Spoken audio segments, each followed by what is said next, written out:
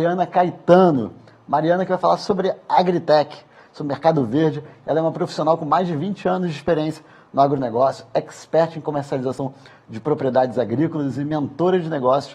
Liderou o fundo de Agritech no Venture Capital, captando investidores e prospectando startups. Cofundadora também da Salva, uma Climate Tech que fornece serviços de sustentabilidade como finanças verdes e inventário de emissões.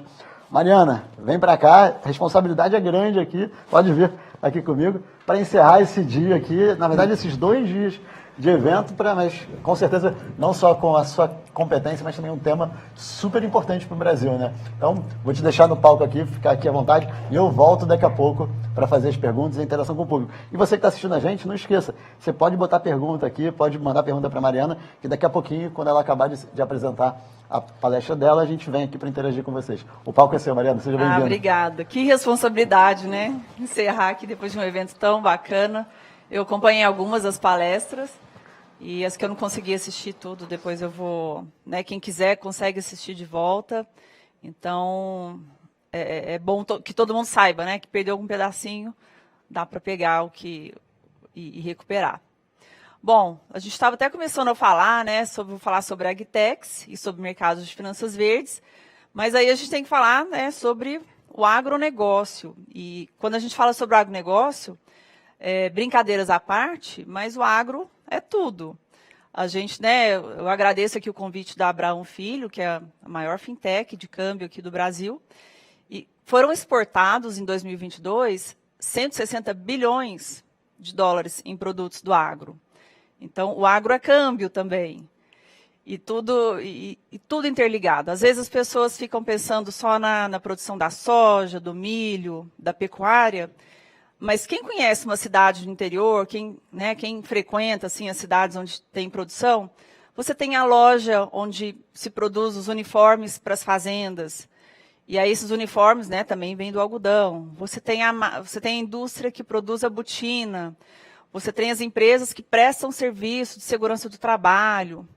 Então, para cada emprego gerado no agronegócio, você tem outros 4 empregos gerados indiretamente. E isso é muito relevante, e principalmente porque o Brasil está numa posição onde nós somos uma potência para produzir um agronegócio que seja sustentávelmente responsável, socialmente responsável. Os produtores estão cada vez mais se empenhando em fazer essas transformações. E a gente também vive um caso único. Nós estamos passando por uma mudança geracional, onde os produtores estão passando o bastão para os filhos, e a gente tem o produtor rural mais jovem no mundo. Quando a gente fala, por exemplo, produtor rural nos Estados Unidos, é um produtor que tem quase o dobro da idade do produtor hoje no Brasil, em média. Então, isso muda muita coisa. Como é que a gente vai falar de inovação, como é que a gente vai falar em sobreviver aos novos tempos, com tanta insegurança, sem que a gente possa usar a tecnologia no campo. Então, para isso, essa mudança que a gente está passando, ela tem sido fundamental, e é por isso que o Brasil tem adotado a tecnologia de forma tão rápida e de maneira tão eficiente. A conectividade no campo sempre foi um problema. Nós somos um país gigante, mas cada vez mais, assim, eu visito várias cidades onde não pegava nem sinal de celular, e hoje eu já consigo... Você entra lá, já tem sinal, já... Então, assim, as empresas têm feito investimentos muito altos na conectividade. Hoje, você vai nas fazendas, né? Todo mundo já sabe mexer. E isso acabou ajudando muito essa transformação também, né, do analógico, do anotar na cadernetinha para fazer as tarefas, as operações de campo, para passar pelos sensores, assim. Então, E nós estamos falando de mudanças muito recentes. Né? Se a gente falar que o Brasil deu um salto de produtividade, acho que muita gente já deve ter ouvido isso, né? Com a criação da Embrapa, onde começamos a testar uma agricultura que fosse mais adaptada para a nossa realidade. Porque até então, a tecnologia toda vinha do hemisfério norte, que tem uma agricultura temperada, que são outras condições de clima, de produção, é tudo diferente, os solos são diferentes. E aqui no Brasil, a Embrapa foi desenvolvendo essas particularidades para a nossa realidade, e o Brasil alcançou, deu um pulo de produtividade que foi muito impressionante, e isso ajudou a gerar uma série de... Você levou renda para o interior do país, né? Quando a gente olha a região centro-oeste, se a gente olhar até os salários médios da região centro-oeste, eles são muito mais altos do que salários, por exemplo, das outras regiões. Então, é bom que o Brasil, né, se desenvolva também para o seu interior, para a gente distribuir, e também que as oportunidades, né, para as pessoas que moram, que não precisam morar no eixo, né, das principais capitais do país, não tenha que ser a única oportunidade de vida de alguém. Tá? A pessoa pode querer continuar lá, às vezes, perto da família, e hoje você tem universidades em todos os lugares. A gente tem agora criação de universidades específicas para a agricultura. Então, elas já estão vindo com professores muito experientes aí nesse novo agronegócio, e isso também vai fazer muita diferença, porque a academia, né, ao longo do tempo, tem feito as pesquisas de genética, que foram fundamentais para o Brasil se desenvolver até agora, mas a gente vai ter que ter uma combinação agora de ciência, ciência, financiamento e assuntos relacionados às políticas públicas, para a gente conseguir fazer essa roda girar mais rápido. Então, quando a gente fala dos investimentos em agtechs no Brasil, em 2022, por exemplo, foi quando o mercado, né, de investimento em startups deu uma caída, já que a taxa de juros subiu no Brasil, o pessoal tirou um pouquinho, pisou no freio. No caso das agtechs, aconteceu o contrário. O mercado se acelerou. E por uma questão que faz parte dessa introdução aí que eu passei para vocês. É um mercado que hoje, né, o agronegócio representa 26 expectativas até de poder bater 27% do PIB do Brasil. Mas, além disso, a gente tem vários desafios. Então, para começar, 30% do desempenho, da produtividade de uma cultura, ela depende do clima. Então, você imagina, você tem um negócio e 30% ali do seu resultado no ano, você tem que contar com bom humor ali de São Pedro. Isso é uma realidade. E essas mudanças, esses impactos extremos, eles estão acontecendo com maior frequência. Né? Antigamente, a gente falava de uma geada até a cada 15 anos, 20 anos.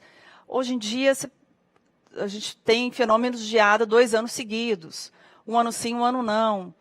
E isso muda muito, né? Porque o produtor ele sabe sobreviver no mercado que oscila.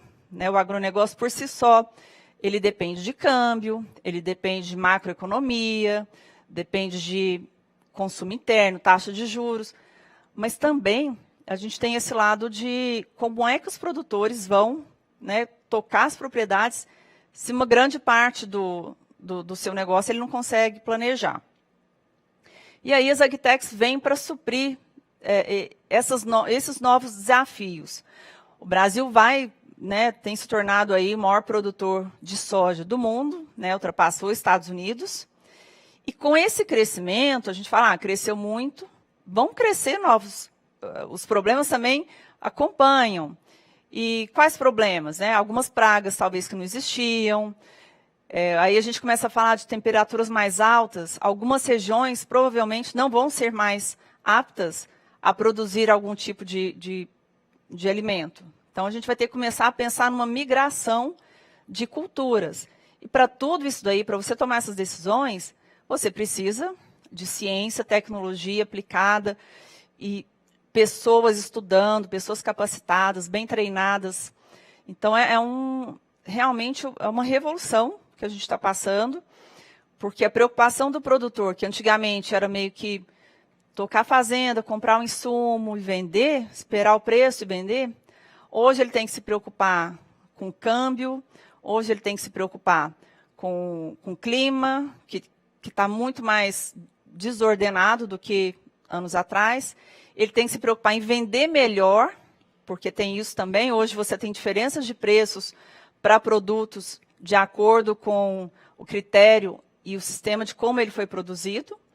Né? A gente fala aí de produtos produzidos com agricultura regenerativa, por exemplo, né? Que é uma agricultura que, na verdade, ela prega que você melhore a qualidade do solo, você use controle biológico, né? Que são os produtos que vão controlar ali as pragas de maneira natural, a gente chama de inimigo natural, por exemplo. Você planta uma erva, por exemplo, e ela tem um tipo de praguinha que vai combater a praga que é o seu foco ali. Então, você começa a montar um ecossistema onde isso tudo começa a fazer, né, você cria aquilo ali como se você estivesse voltando ao que seria um espaço natural, assim. E aí você consome menos defensivos, você consome menos fertilizantes nitrogenados, porque você está conseguindo trabalhar com o que você tem no seu próprio ecossistema. E parece simples, mas é complexo chegar até aí. E aí o papel do investimento, das agtechs, das startups, elas são fundamentais, porque a gente tem hoje os principais desafios, que é o clima, né, que é a produção de insumos mais inteligentes. Quando eu digo mais inteligentes, é que a gente tem insumos hoje que são pegam uma praga que não deveria, são muito mais fortes do que você precisava. Então, como é que você equilibra, né, esses defensivos com produtos biológicos, que também precisam de certos cuidados para serem aplicados? Um produto biológico, você tem que ter cuidado, por exemplo, se a temperatura está muito alta, ele tem organismos vivos ali, então não é tão simples quanto aplicar um produto químico. Então, a gente tem inovação vindo por esse lado, a gente vai precisar, nós temos inovações chegando na parte da genética, porque nós estamos vivendo isso, né? A gente está no inverno aqui no Brasil, mas a gente tem acompanhado aí o que está acontecendo no hemisfério norte. O clima está ficando muito complexo de se prever. E o produtor não pode ficar tão vulnerável. Você imagina que 30% do seu negócio você não tem o que fazer? Mas tem. Na verdade, a gente começa a trabalhar outros tipos de genética. De repente, o Brasil importava um tipo de variedade de trigo, que até então não era bem adaptada no Brasil, e agora faz sentido que essa variedade de trigo seja plantada aqui, porque as coisas mudaram. Então, a gente precisa saber como ajustar para ter a melhor produtividade, e aí é ciência e tecnologia, de novo. A gente precisa também de investimentos na armazenagem, na logística, e com as agtechs, né, você tem a agtech que consegue controlar o tempo da frota, quanto tempo um insumo vai chegar na sua fazenda para fazer o caminho reverso. Então, a gente está falando de economia circular, a gente está falando de economia com uso intensivo de insumos que a agricultura de precisão trouxe. A agricultura de precisão, ela consegue medir exatamente o que cada pedaço de solo vai precisar. E isso traz uma vantagem, porque o produtor ele sabe que ele está aplicando aquilo que precisa, mas também traz uma complexidade maior para o negócio. Não é mais aquele negócio que dava para passar, comprar insumo, vender, né, virar safra. Hoje, realmente, as fazendas precisam ser consideradas um negócio e tem que ser profissionalizado. E aí a gente vai falando da última parte, né, assim, que para fechar esse ciclo, que é a parte do financiamento. Alguém precisa financiar essa mudança, essa transição, porque hoje a gente está caminhando para a transição para a agricultura de baixo carbono. Tudo isso que eu falei, os sistemas de manejo, o produtor precisa investir um certo tempo, ele precisa de conhecimento, muitas vezes ele não sabe exatamente como fazer aquela produção, aquele manejo, então ele precisa ir atrás e a gente precisa de financiadores também para isso. E aí entra o calcanhar de Aquiles do agronegócio, que é a questão da governança. A governança hoje, ela é fundamental para que as indústrias, né, financeira, para que as grandes indústrias que queiram financiar o produtor possam ter mais confiabilidade na hora de fazer um empréstimo, por exemplo.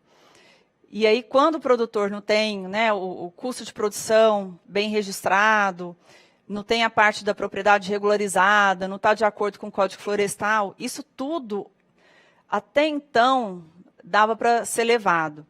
A governança hoje deveria ser a preocupação número 1 do produtor, porque através dela, todo o restante, se ele melhorou o índice de governança, se ele está sabendo calcular melhor as despesas dele, os custos, os funcionários, né, como é que ele consegue distribuir melhor os operadores, contratar pessoas e deixar as pessoas felizes no campo, que é uma outra questão, né? A gente vê sempre um lado negativo, às vezes, mas existem fazendas fazendo um trabalho maravilhoso. Assim, tem fazendas que transformam as comunidades, são vilas com escolas super bem equipadas, com um comércio em um local, tudo aquilo para trazer para transformar aquelas propriedades em lugares que sejam agradáveis para o produtor. E aí, uma vez que as empresas tenham governança, ela consegue ser mais transparente, que é algo que os clientes também estão demandando. Existe agora, está em andamento umas conversas com a União Europeia. Na verdade, a União Europeia já vinha com esse assunto, né, de só comprar produtos que venham de áreas livres de desmatamento. Já tinha alguns anos, mas é assim, né? A gente piscou, o tempo passou, chegou a hora da União Europeia colocar a lei em prática. Então, foi aprovada a lei, e, em tese, todo produto que a gente mande para lá, nós temos que comprovar que nós não desmatamos naquelas regiões. Então, isso traz uma responsabilidade para as tradings, para as exportadoras, para a indústria em geral, que muitas vezes tem 10, 15 mil fornecedores na lista deles. Como é que você faz o controle de 15 mil de seus fornecedores que estão em várias fazendas espalhadas? Aí, de novo, entra tecnologia, né? Você não tem como fazer visita de campo para todo mundo, mas você tem tecnologia que já consegue mapear esses desmatamentos, quando isso foi feito. Existe o desmatamento também, que é legal, de acordo com o Código Florestal brasileiro. Então, tem que também saber essa diferença. Mas, para exportar para a Europa, não importa se o desmatamento é legal ou ilegal. Se alguém desmatou a partir de janeiro de 2021, esse produto não pode mais ser exportado para a Europa. Isso gerou um rebuliço, porque, primeiro, não é simples fazer um controle de tudo que é exportado, né, que não tenha vindo dessas áreas de desmatamento. O tempo acabou que passou muito rápido, quando o pessoal viu, já, né, o Brasil ele vai ter que começar, já foi anunciado agora, então ele tem até o ano que vem para começar a trazer esses documentos, e nós vamos ter que provar o que a gente está falando. Então, tem alguns custos que serão do produtor. Ou seja, o custo, quando é do produtor, ele acaba impactando a cadeia toda. E aí a gente está falando de impactar a cadeia alimentar. Aí a gente começa a pensar em em outras pessoas que vão ser afetadas. Quem realmente fica mais vulnerável, né, toda vez que a gente tem essas oscilações de preço, de comida, que é a comida nutritiva, né, que faz o trabalhador poder trabalhar com tranquilidade, colocar as crianças para estudarem, essas pessoas geralmente sentem mais quando você tem essas oscilações de preço. Porque comida, ela tem que ser barata. A comida é o que assegura a paz mundial. Um país com fome, uma comunidade com fome, pais vendo filhos passarem fome, a dignidade ela vai embora. A gente O ser humano, ele muda muito. Então, a gente tem que pensar que não adianta as regras chegarem e os custos, incrementar uma série de custos também, e por isso, investimento na tecnologia para todo esse processo ser aprimorado, para ter um custo que seja viável, é importantíssimo. Porque como é que você vai, né, você começa a agregar custos da rastreabilidade. Para fazer agricultura regenerativa, você tem que fazer um investimento, talvez para reformar algumas áreas que estão degradadas. Então, você tem, às vezes, pegar um financiamento, você tem que mudar alguns produtos, né, da sua linha. Aí você tem que contratar um consultor para te ensinar, para orientar.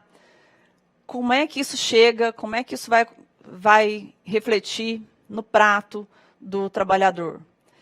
Então, isso é uma pergunta que tem que ser feita durante todo o processo, porque a comida não pode ser impactada. A gente tem que trabalhar, por isso que a gente tem que trabalhar com alta produtividade. E o agronegócio, ele não consegue se comunicar muito bem, às vezes, com o público consumidor. Assim, ele tem dificuldade, né? Nós que somos assim, que trabalhamos no agronegócio, a gente vive ouvindo, o agronegócio não sabe passar, não sabe fazer o marketing para o pessoal, que as ideias nem sempre chegam da maneira mais correta. Mas, muitas vezes, o que eles estão querendo dizer, quando eles ficam vibrando muito pela questão da alta produtividade, batemos recordes de produção, é porque quanto maior a produtividade, mais barato fica a comida. Então, ok, então isso aí e a agricultura sobreviveu e cresceu até agora assim. O produtor que veio fazendo essa revolução no Brasil nos últimos 30 anos, ele atingiu o sucesso, ele construiu as famílias, construiu o patrimônio, assim, pensando na alta produtividade. Essa geração que vem agora, aí ela já começa a trazer outros pontos. Como é que a gente tem alta produtividade? Como é que a gente tem um produto, uma comida barata, mas que tenha alta densidade nutricional? Então, são coisas que, às vezes, um produtor mais tradicional, que já estava há mais tempo, ele não pensa, eu quero produzir um alimento com alta densidade nutricional, porque vai alimentar as crianças na creche, as crianças não é só a caloria, né? É a caloria e as vitaminas, os minerais que ela precisa para poder crescer, para poder ter a parte cognitiva funcionando, né, direitinho. Então, essa geração ela vem trabalhando, a indústria, as agtechs, trabalhando nesse sentido. Como é que você traz esses alimentos, como é que eles ficam mais nutritivos também.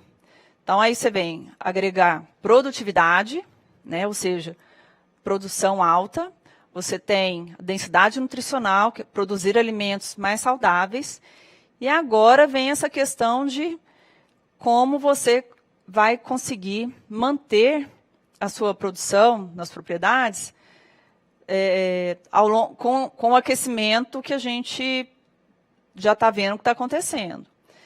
Quando a gente fala do aquecimento global, e eu tenho vários amigos assim, que questionam, e ciência é algo que é muito... Você tem muitas portas para se questionar. Então, as causas do aquecimento, tem gente que pode questionar tudo. O que a gente não pode questionar é que ele não está acontecendo.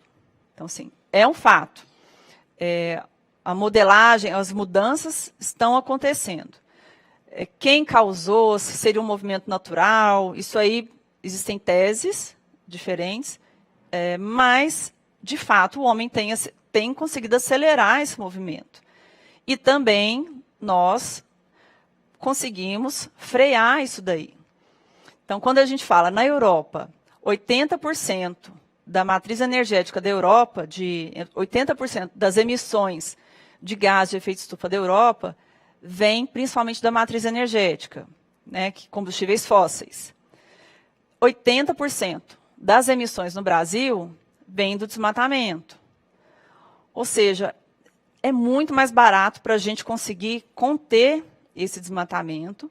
E, além disso, que é o que a gente tem tentado trabalhar assim, na agricultura, não só não desmatar, mas como é que você enriquece as propriedades.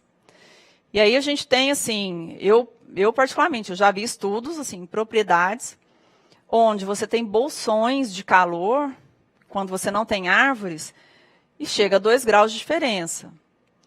Então, às vezes, aquela percepção antiga, né, que ter uma área com muita árvore é gastar dinheiro, porque você está comprando uma área que você não pode produzir. Hoje, ter essa mata dentro da propriedade, você assegura nascentes, você assegura água, você assegura uma temperatura mais baixa. E uma temperatura mais baixa, quando a gente fala de décimos de elevação de temperatura, a cada décimo de elevação de temperatura, vão entrando assim, milhões de pessoas que vão já ficar em estado de vulnerabilidade. E o que a gente pode fazer? Né? O mundo não vai acabar, assim, a conversa não é essa. A questão é que se a gente não tomar cuidado, se a gente não fizer isso rápido, a gente pode ficar num lugar que seja muito mais desagradável de estar. Você imagina, isso já está acontecendo nos países ricos, Estados Unidos e Europa. Você não pode sair de casa durante o dia? Você imagina os negócios? E como é que ficam as pessoas autônomas que dependem ali daquele comércio, do dia a dia? Então, a gente tem que cuidar disso, porque nós estamos falando não é que a gente não está falando dessa catástrofe de um mundo explodir e acabar a humanidade. Não é isso. Mas como é que a gente vai viver num lugar que vai ficar muito mais difícil de morar? Quando a gente fala, por exemplo, nos verões europeus do hemisfério norte, o verão lá, ele é caracterizado, ele é seco. Então, você pega o calor com a temperatura mais alta, você tem muitos incêndios. No nosso verão aqui no Brasil, o que a gente tem que se preocupar são as enchentes, são os alagamentos nas cidades, né? Acho que quem aí que mora numa cidade, não precisa nem ser cidade grande, porque tem várias cidades no interior, onde tem rio também, que passa perto da cidade, sofrem com isso. Todo ano é a mesma coisa. Chove demais, é um transtorno. E aí você começa a entrar naquela fase, né, de a semana inteira vai chover no final do dia, aquelas pancadas de chuva. Todo dia você não sabe o que vai acontecer, se vai cair um granizo, se seu carro, você pode sair de carro, senão vai alagar. Aí a gente está falando com a indústria de seguros. Como é que a indústria de seguros vai continuar trabalhando nesse momento, nesses ciclos? Nos Estados Unidos, no hemisfério norte, a indústria de seguros já deixou de assegurar uma série de produtos, uma série de casas, dependendo de lugares onde tem incêndio com maior frequência. Então, se a gente não cuidar, não fizer essa gestão e disposição aos riscos climáticos, e aí a gente está falando, a agroindústria é muito prejudicada, né, o agronegócio, a agricultura, mas são as cidades, são as comunidades. Né?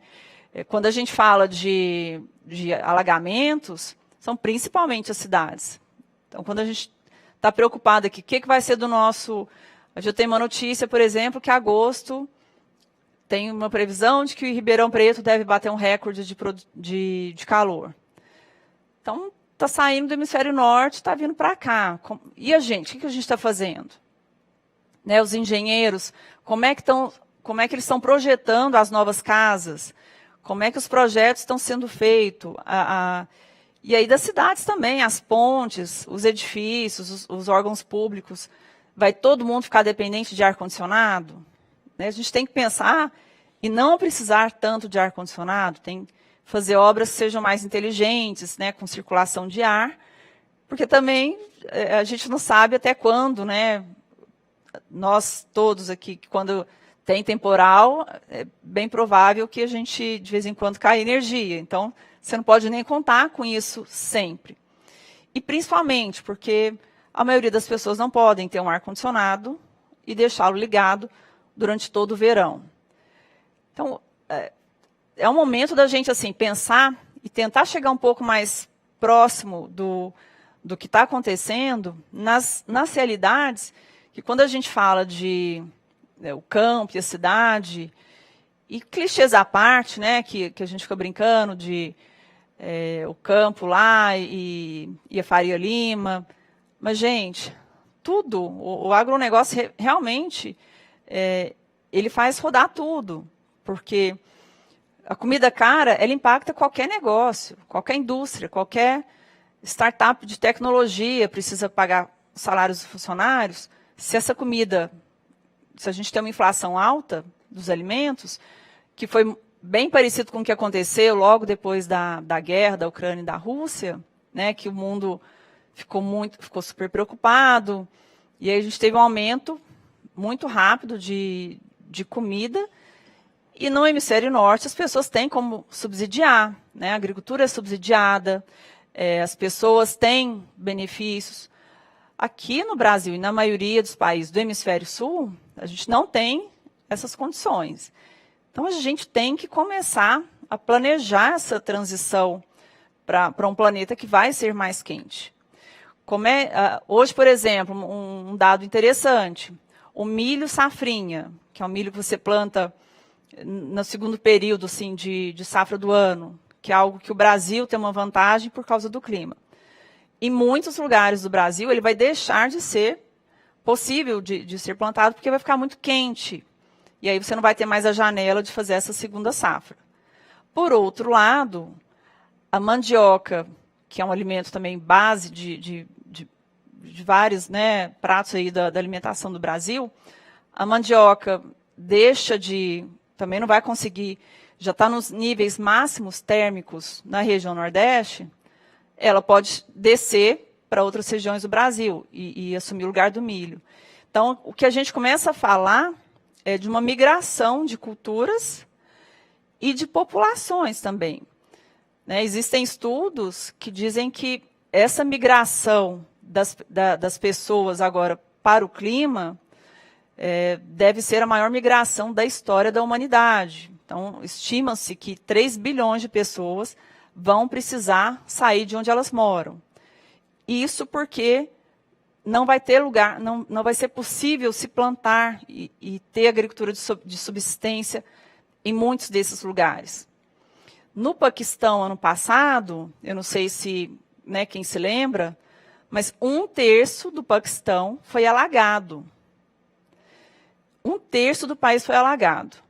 E aí, esse ano, né, o país ainda estava se recuperando, ele já está enfrentando uma seca enorme, então já está perdendo produção também nos alimentos. Isso é muito... É ali no Paquistão, mas aí vai chegando em outros países e as coisas vão se alastrando, né? E a gente tem que estar melhor preparado para quando acontecer com a gente. Então, essa questão de ligar, né? Aí a gente começa a falar também de água, a importância da água para a agricultura e por que é importante fazer uma gestão, assim, água numa propriedade agrícola é algo que, às vezes, quem tinha um rio passando no meio da cidade, no meio da propriedade, por exemplo, ele acha, né, assim, ele ficou tão acostumado com aquilo que aquela coisa abundante lá é muito normal. Nos últimos tempos, o que a gente tem visto é que essa água ela vai minguando. Assim, você tem uma agricultura que demanda mais água para produzir, então você tem projetos de pivôs sendo criados e irrigação por gotejamento, né, para essa agricultura mais produtiva, mais resiliente. Por outro lado, se você não tomar cuidado, você tem um impacto na comunidade, porque é isso, né, gente? Por isso que o agro é tudo. Porque a água que sai ali de uma nascente, ela passa pelas fazendas, ela acaba desembocando em alguma cidade. Então, você tem que ter alguns projetos, né? A região do Cerrado até tem um consórcio Cerrado das Águas, que é um projeto super interessante de mapear e fazer um trabalho de recuperação das nascentes da região, das propriedades. Aí o produtor começa a fazer essa recuperação, porque essa água dele vai impactar alguma comunidade mais à frente, que estava ficando sem água para as pessoas. Então, água é um bem muito precioso. É o mais precioso, é o ativo mais precioso. E o Brasil tem essa outra vantagem, né, de termos aí a maior fonte de águas doces aí do mundo. E a gente tem isso abundante, né? A gente não passou grandes apertos com isso até hoje. Mas a gente já começa a ter que ficar mais atento também. E aí, por isso que a educação, o investimento e educar as pessoas para as melhores práticas agrícolas, elas conseguem transformar toda uma realidade, inclusive na água, né? Se você planta água. Eu fui produtora rural, e aí, quando eu cheguei na fazenda, uma das primeiras coisas assim, que falaram é que a gente precisaria desassorear uma barragem, porque a água estava secando, não dava para irrigar mais, e tinha que desassorear. Aí começamos um trabalho de recuperação, de nascentes, cercamos para os animais beberem num lugar específico, né, os animais do vizinho. Conversamos com os vizinhos para que eles se educassem, né, não deixassem o gado ir e beber em qualquer lugar. Muito rapidamente, foi muito rápido. A vegetação subiu, a vazão dessa água aumentou, e hoje você não fala nunca que aquilo lá já estava seco. E assim, quase sem... É isso, porque a gente plantou e não deixou mesmo, né, os animais ali. Até isso você tem que controlar, para não deixar assorear. Então, são cuidados que o produtor hoje tem nas mãos dele, que dá trabalho, vai precisar de consultoria, ou de educação, ou ele vai precisar quebrar a cabeça sozinho, mas ele tem nas mãos uma ferramenta para conseguir fazer aumentar, né, o sequestro de carbono mesmo do Brasil. A gente está falando das nossas emissões, né, que são causadas pelo desmatamento, mas o agricultor brasileiro ele consegue também, muito facilmente, entre aspas, ele consegue fazer um trabalho reverso, que é não só não emitir, mas sequestrar. Ou seja, ele está evitando, né, que esses gases vão para a atmosfera e formem esse cobertor, que é o que acaba aquecendo aqui a nossa temperatura. E outra coisa também, quando a gente fala a gente fala da questão do aquecimento global. O produtor, quando está na propriedade e pensando lá né, como é que ele vai fazer a programação do ano seguinte, o que ele vai comprar, qual produto ele vai usar, que até então o critério sempre foi custo-benefício. Qual que é mais barato? Vamos usar o produto mais barato, que dá mais produtividade. Hoje você tem outros critérios. É o mais barato, o que traz melhor produtividade, o que também é mais resiliente, ou seja, se eu aplicar o produto e chover na hora, ou tiver uma seca, então tudo isso entrou na calculadora. E por isso que é uma atividade que deve ser encarada hoje como uma atividade empresarial bastante complexa.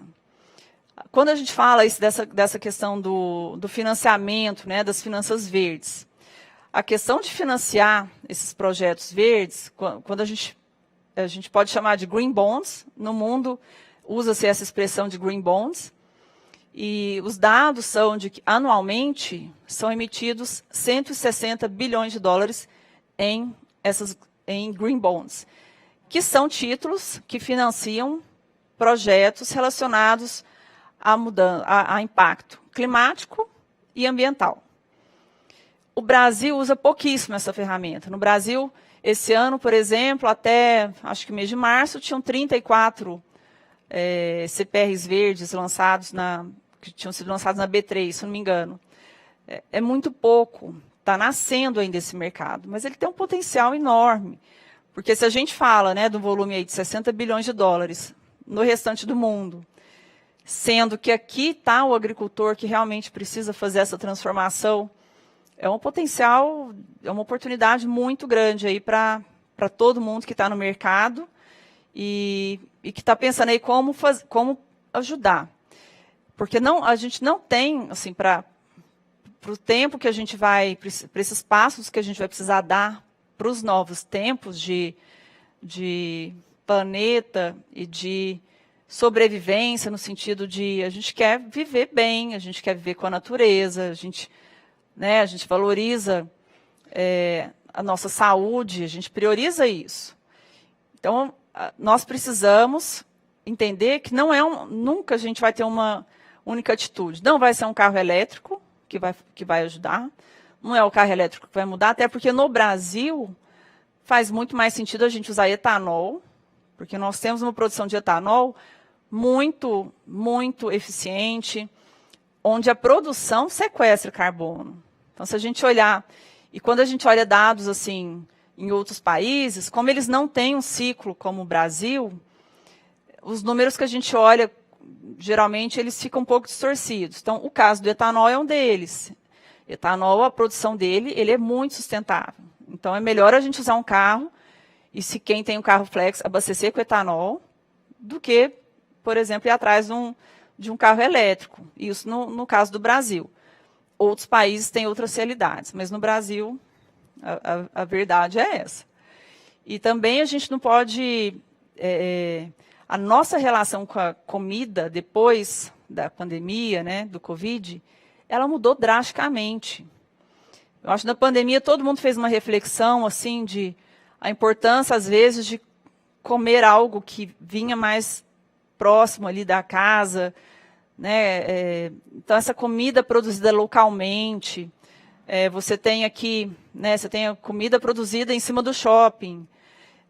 E às vezes muita gente fala, mas isso nunca vai pegar, porque a gente tem tanto espaço. Mas não é essa a questão. A gente tem muito espaço, tem lá no Mato Grosso, mas às vezes aqui, para produzir um alimento, que o frete é muito caro, por exemplo, folhas, né? Você vai consumir alface. Às vezes o alface que é produzido aqui pertinho, faz mais sentido que ele venha até você, né, sem esse custo do frete todo, para uma empresa que está usando tecnologia, que está mantendo isso daí próximo e com todo o cuidado também, tecnologia. Então, são modelos diversos e cada um vai representar um papel importante para os tempos que a gente precisa, para essa força-tarefa que a gente precisa. Porque, na verdade, a gente está falando sobre isso. Assim, é realmente trabalharmos numa força-tarefa de minimizar os impactos da maneira que a gente pode. E quando a gente fala assim, né, pessoalmente, assim, o que a gente pode fazer? É desperdício, mesmo desperdício de comida. Realmente, assim, comprar banana, mas a casca da banana você consegue produzir alimentos. Se o mundo, né, não desperdiçasse tanta comida, isso aí é comprovado, assim, você conseguiria alimentar o mundo inteiro. Então, é muita comida que a gente desperdiça. Principalmente nós que moramos num país onde a comida é mais abundante, assim, ainda mais quem está no interior, onde você olha, você está na estrada, no meio do nada você tem um pé de manga, se bem que quando dá muita manga assim, a gente vê que o pessoal para na estrada e vai pegar a manga e passa lá um tempinho aproveitando. A gente tem essa abundância, assim, meio que em todos os lugares, mas a gente desperdiça muito. A gente poderia aproveitar muito mais, e aí a gente entra também com as empresas que estão entrando na questão da biotecnologia, na bioeconomia. A Amazônia, né, a gente tem falado muito da Amazônia que tem uma biodiversidade que é muito rica, muito complexa, muito exuberante, mas a gente também tem o Cerrado, que também tem castanhas e tem produtos que são únicos, né? A gente não tem Cerrado em outros lugares, e que a gente pode explorar, e a gente tem visto cada vez mais produtos naturais, né? Cosméticos, as maquiagens. Eu vejo hoje, assim, as maquiagens estão sendo lançadas, além de, né, acho que testes em animais, acho que ninguém faz mais, mas mas com produtos naturais, não tem nada de químico. Então, tudo isso começa a efervescer, porque o consumidor mudou também. E o consumidor, ele dita as regras. Quando, assim, até uns anos atrás, o agricultor, quem ditava as regras era o frigorífico, era a trading, o exportador. Ele mandava, assim, eu quero um produto assim, e o produtor tinha que se adaptar a essas regras. Hoje, o protagonista é o consumidor. Então, o frigorífico, não adianta, assim, eles também estão tendo que se adaptar. Porque se tem um produto que lá na Europa é um produto industrializado, mas aí chega alguém, pega um código de barras, olha lá, e aí olharam, tem uma fazenda, e foi procurar, aí procuraram, viram que a fazenda tinha desmatamento. Aí o prejuízo disso para a indústria é muito alto. Então, ela tem que conter, ela tem que reduzir, minimizar essas chances, porque o consumidor hoje é muito atento. A gente vive num mundo instantâneo, assim, o risco, imagem, reputação é instantâneo, né? Então, com as redes sociais, você não tem mais como jogar para debaixo do tapete algumas coisas que a indústria, talvez, antigamente, jogava durante muitos anos. Hoje a gente tem isso com muito mais rápido, né? E as pessoas, elas falam mais, elas são mais...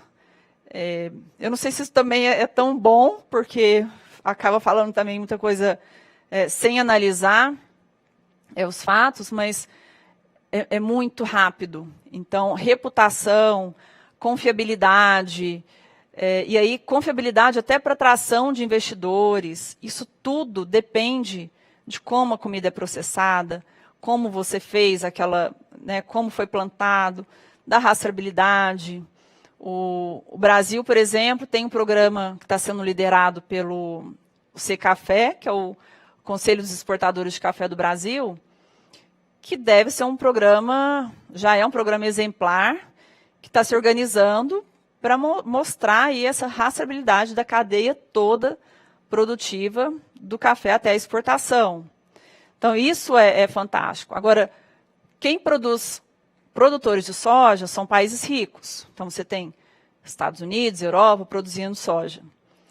Quem produz café, geralmente, são países mais pobres.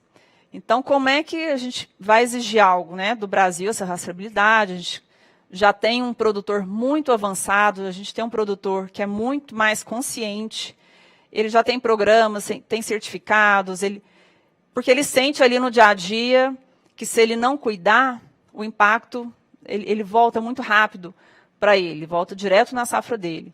Inclusive para produtores de frutas, de comida, né, para quem está perto da comida, é muito fácil de perceber que a maneira com que você tratou o solo mais bem nutrido, com produtos, né, os produtos biológicos, esse produto com maior densidade nutricional, ele é mais saboroso, você tem maior Brix, que é maior nível de doçura nas frutas.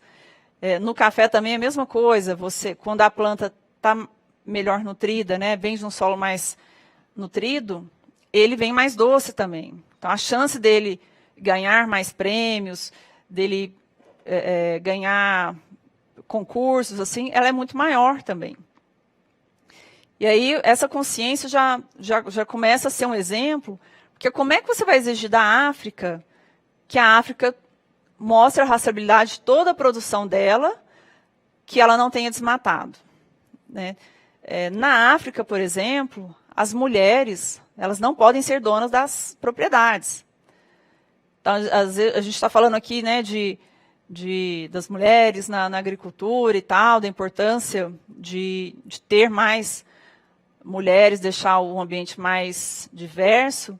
Na África, elas não podem ter uma conta no banco.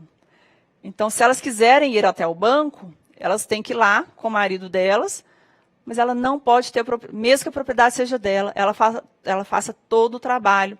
Uma agricultora não pode ser dona da própria terra.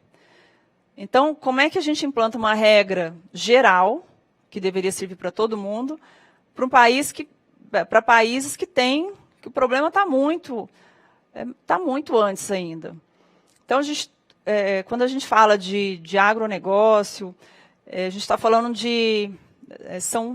eu falo que é um universo, porque tudo é muito superlativo.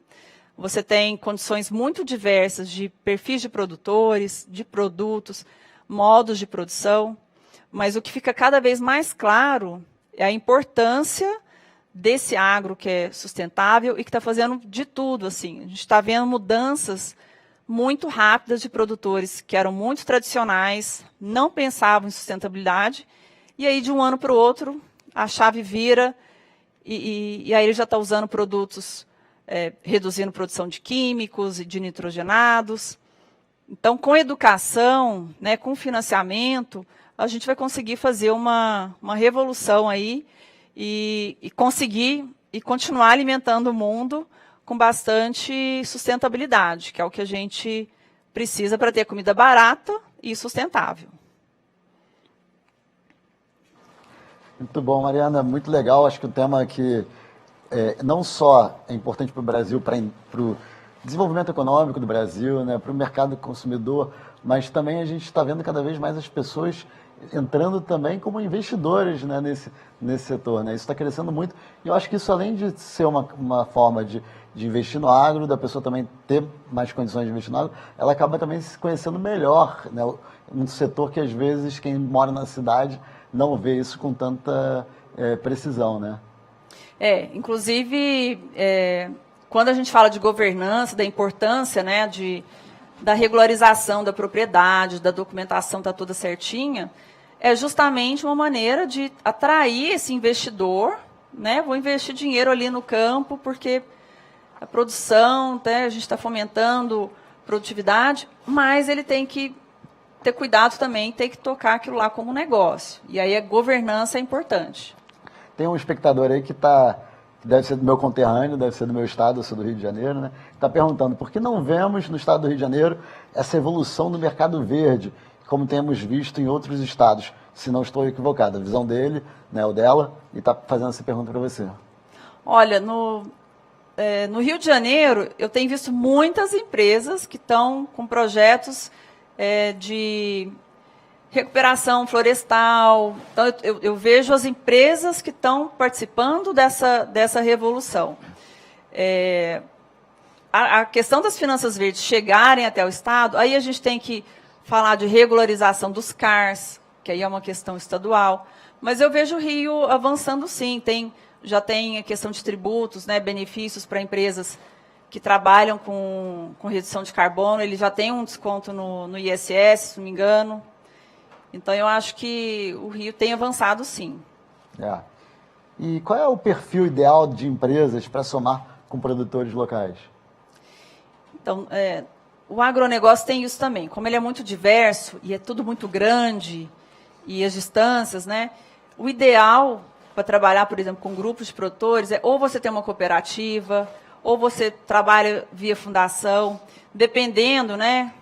Produtores de soja, de algodão, cada uma, os alimentos, né, eles trabalham de maneira até organizada.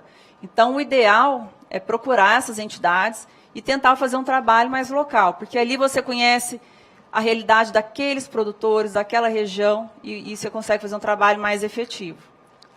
Tem uma pessoa que está perguntando o seguinte, como é que a tecnologia pode ajudar o agronegócio do ponto de vista de um fazendeiro da velha guarda? Como mostrar para ele que precisamos inovar, né?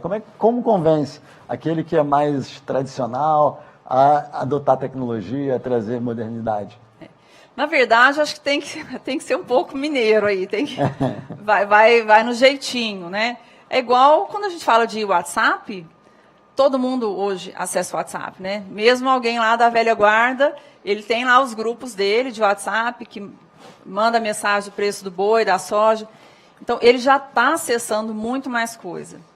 O que falta, principalmente quando a gente fala de governança, é que o produtor precisa entender que ele precisa pensar na sucessão, e a sucessão é um ponto bem delicado assim no agronegócio. Mas vai com jeitinho, mostra uma matéria ou outra, vai mostrando o que o vizinho está fazendo. Eu acho que o melhor exemplo é mostrar o que o vizinho está fazendo. Que é quando o produtor vê, meu vizinho fez, deu certo. Então, acha um vizinho lá que está fazendo, aí você vai convencer. E falar de coisa prática, né, também, né? Não falar só do conceito da tecnologia. Trazer exemplos práticos de como pode ser adotado, né? Não adianta vir assim com a tecnologia, ter uma rede, o NDVI. Tem que vir com o meu vizinho fez, ele economizou, tirou gente do escritório, porque conseguiu fazer mais eficiente. Tem que realmente vir com resultado. E o governo, se ele não investir em tecnologia e fiscalização, a gente vai ter produtos com preços mais caros e poucas oportunidades de exportações devido à cobrança do mercado? Pergunta aqui dos nossos participantes aqui. O assunto é tão amplo, assim, quando a gente fala de produção alimentar, que a gente precisa de governo, de iniciativa privada, a gente precisa todo mundo trabalhando junto. Então, você tem que ter, esse caso do Secafé, que eu falei, dos exportadores de café, eles se organizaram, mas eles estão trabalhando com entidades do governo. Então, você precisa mobilizar realmente, e o governo tem que entrar onde ele ajuda, a iniciativa privada, onde ela é mais eficiente, para a gente conseguir o objetivo final. Mas a gente realmente precisa de um grupo ali de entidades trabalhando. Eu imagino que essa pergunta tem muito a ver com o fato de que quando a gente, por exemplo, tem um problema internacional, que uma fazenda, um produtor, ele tem um problema para importação ou exportação de toda a cadeia. Então, a fiscalização ela tem muito esse papel também, né, no agro, de que eu estou protegendo o que faz certo contra o que faz errado, às vezes de propósito ou até às vezes sem querer, né? Sim, no caso, muitas vezes, né, de gripe aviária, esse controle, né, que é muito sensível para alguns países, para onde a gente exporta, essa fiscalização também, com a tecnologia, as granjas têm usado mais tecnologia, a pecuária está mais tecnológica. À medida que a gente tem um agronegócio como um todo mais tecnológico, e aí os sistemas vão ficando mais integrados, né, que hoje você tem sistemas muito mais integrados com a agroindústria também, você começa a ter essa fiscalização mais ágil, né, mais transparente, e eu acho que o governo consegue atuar nos momentos onde precisa. Legal. O risco existe, mas eu acho que hoje, né, a gente, hoje o Brasil está conseguindo exportar, sempre que vem alguma crise, alguma questão, geralmente é resolvido rápido. A questão do orgânico, né? O orgânico está crescendo e a demanda de consumo pelo orgânico também está crescendo, né? E aí a pergunta aqui do nosso espectador é que você acredita que é possível produzir organicamente em grande escala para atender essa demanda crescente? Olha, eu já estudei muito orgânicos, eu visito vários projetos. Eu acho que, eventualmente, você consegue fazer alguma coisa em escala, mas eu hoje pensaria muito mais numa agricultura regenerativa, que é uma agricultura mais diversa, com maior biodiversidade, do que simplesmente uma agricultura orgânica. A produtividade da agricultura orgânica, ela tende a ser menor. De novo, você tem algumas exceções de produtores que conseguiram pegar o jeito, eles domaram, e tem alguns casos de bastante sucesso. Mas, no geral, para a gente falar de uma agricultura mais produtiva, para quem está começando, eu iria estudar a agricultura regenerativa e fazer algo, de repente, ele não chega a ser orgânico, mas você não usa produtos químicos. Para ser orgânico, tem uma série de critérios. Mas eu iria para o lado da agricultura regenerativa. Entendi. E questão de respeitar a vida, né? Algo muito discutido hoje. Como é que uma empresa, hoje, essa questão do equilíbrio, né? Entre respeito à vida e, ao mesmo tempo, produção em grande escala, demandas crescentes. Como é que faz esse equilíbrio? É possível isso? De novo, a gente tem que tentar viver o máximo do equilíbrio. A tecnologia e o tempo que a gente... Quem é inovador, quem começa antes, ele geralmente vai ter um preço, ele vai pagar um preço mais alto, mas a partir do momento que o vizinho começa a fazer, o outro vizinho, aí você vai ter uma redução, né, gradual dos produtos, a tecnologia vai ficando mais domada, então você tem uma redução dos custos. E aí a gente espera, né, equilibrar. Agora, o que a gente tem visto dos maiores produtores, a gente tem alguns exemplos dos gigantes produtores do Brasil, todos eles têm projetos muito interessantes de agricultura regenerativa, de começar a fazer essa transição, colocar árvores no meio da produção. Mas, de novo, como é algo que vai impactar, para não impactar uma produtividade de cara, ele está sendo feito gradualmente, mas está avançando bastante. Cobertura de solo fora do período de plantio. A pergunta é como é que está essa questão de manter, né, o solo coberto fora desse período de plantio? Cobertura de solo hoje tem instituições, assim, tem bancos que já estão procurando monitorar os produtores que estão fazendo cobertura de solo ao longo de todo o ano. Esse é um assunto super crítico também.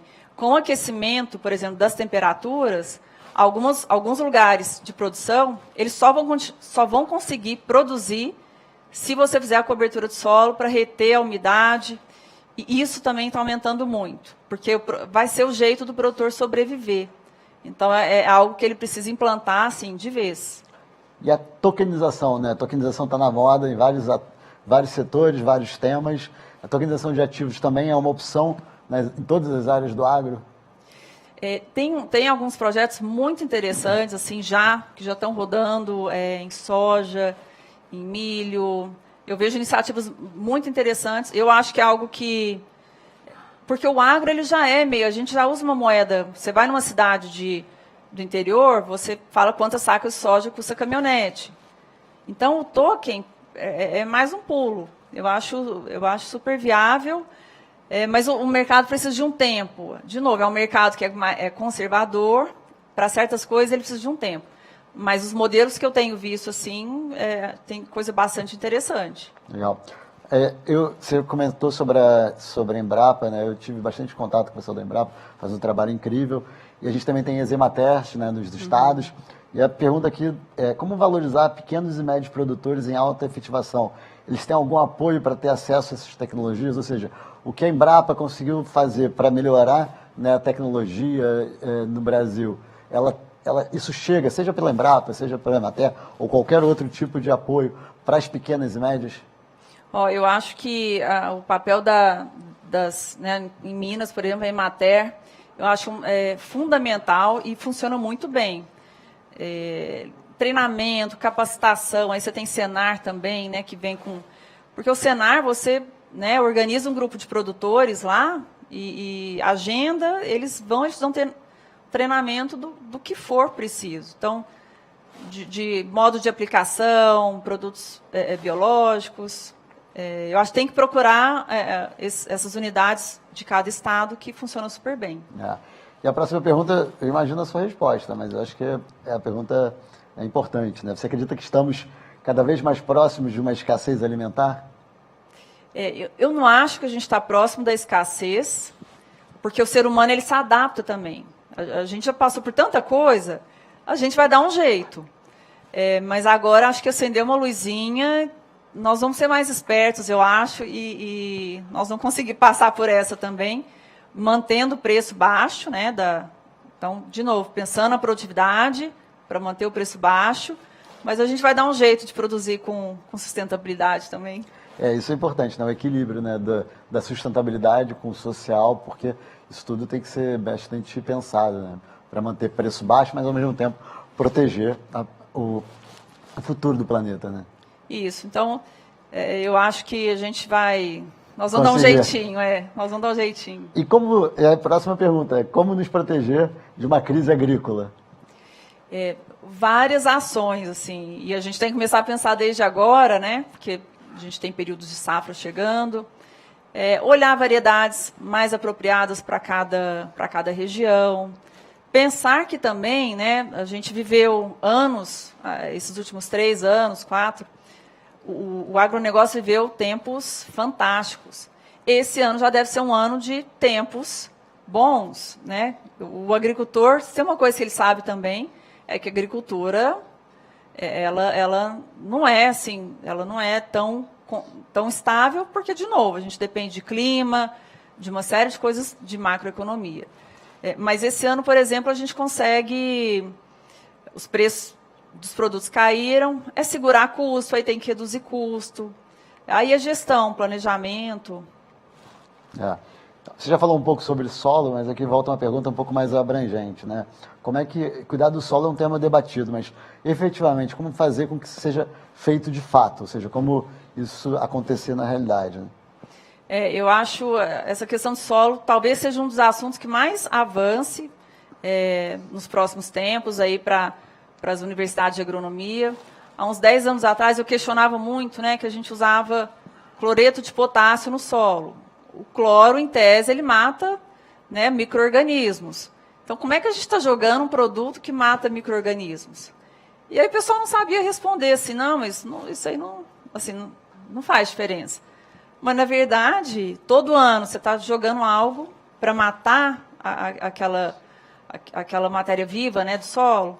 Então, acho que daqui para frente vão surgir muitos outros estudos, pesquisas, e esse assunto vai evoluir bastante. Muito bom.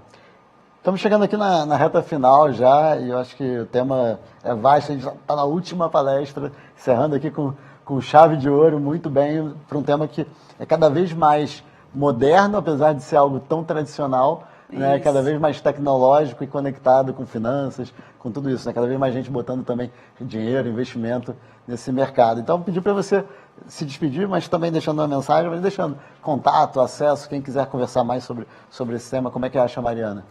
No LinkedIn, que é Mariana Caetano, então podem, ali vocês me acham, geralmente eu publico algumas coisas por lá, e a gente consegue bater um papo por ali. E queria deixar essa mensagem também, que não é momento de ficar apavorado, mas é um momento da gente mostrar que veio. Então, quer fazer a diferença no mundo? É agora. Vamos fazer, cada um com o que tem de habilidade. Vamos dar as mãos aí que a gente consegue mudar essa realidade, assim, né? Vamos deixar o mundo um lugar prazeroso de se viver, como a gente quer. Isso aí. E foi muito falado isso hoje, né? Hoje, ontem, aqui ao longo do tempo, sobre diversidade, sobre realmente pensar o mundo futuro também, né? A apresentadora, a palestrante anterior, a Letícia, que falou sobre futurologia. Então, assim, está tudo conectado, né? Justamente esse evento aqui está conectando mente, está conectando pessoas que fazem, né? Então, muito bacana. Mariana, obrigado pela participação. Obrigada, prazer agradeço, ter pessoal. você aqui, aprendi muito. Acho que todo mundo que está assistindo a gente também aprendeu. Obrigado mesmo pela participação.